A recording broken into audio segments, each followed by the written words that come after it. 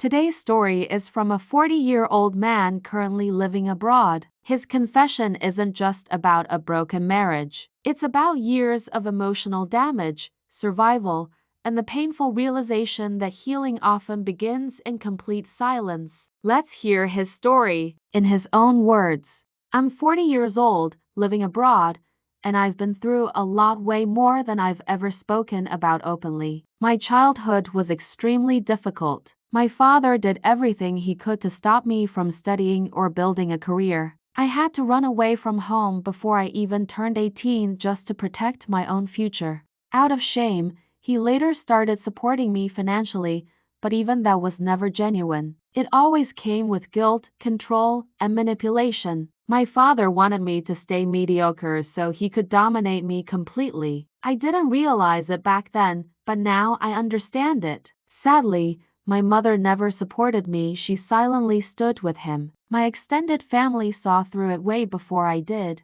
When I got my first job, I thought things would finally settle. Instead, it turned into emotional blackmail. He'd shame me in front of others, saying I never supported them. I was paying 10,000 a month to them initially, which grew to 40,000 Indian rupees, all while I lived in a metro city on the same amount, and he still said it wasn't enough. At some point, I stopped. I realized I was craving the love I'd never get from them. I had already paid all their medical expenses. I even invited them to travel abroad with me, but nothing mattered. They didn't love me, they were using me. My father is a small-time politician, and like most toxic politicians, he doesn't even spare his own kids from manipulation and dirty games. As for me, I became a people pleaser, never said no to anyone, always trying to prove I was good enough. But now, I'm healing. Slowly, I'm working on breaking that pattern. Now, about my marriage. I married a woman who I now know is a narcissist, and her parents even worse. Her father has all the traits of narcissistic personality disorder, always believes he's right,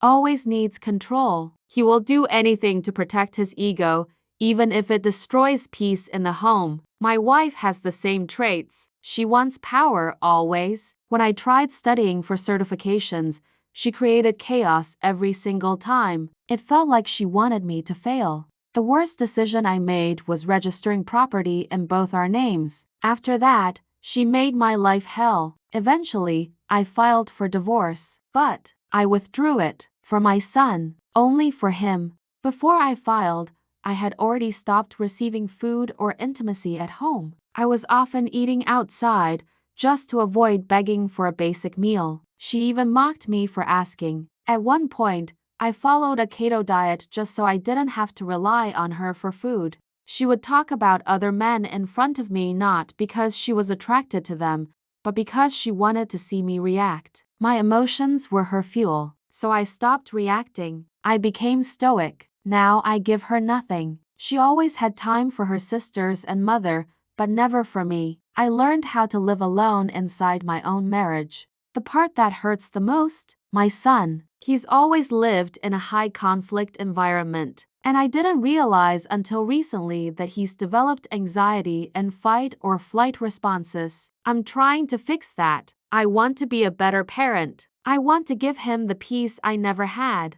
I've now cut all ties with my own parents and siblings. It was hard but necessary. And you know what? For the first time in my life, I feel peace. When I'm alone in a room, in silence, it's calm. I enjoy it. I finally understand that loneliness is different from solitude.